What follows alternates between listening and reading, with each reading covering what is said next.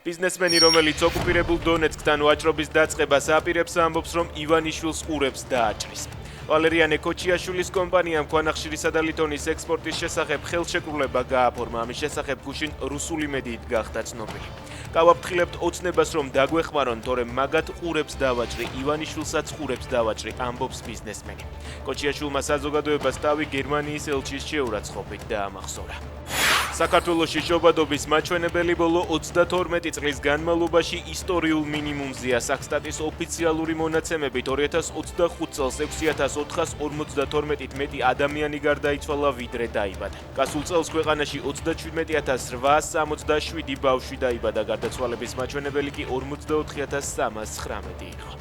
ივანიშვილი უნდა დაემხოს ამ ფრაზის გამო ბაჩო ახალაიას პროკურატურამ ბრალდება კონსტიტუციური წყობილების ძალადობით შეცვლისა და სახელმწიფო ხელისუფლების დამხობის მოწოდების ფაქტზე წარუდგინა.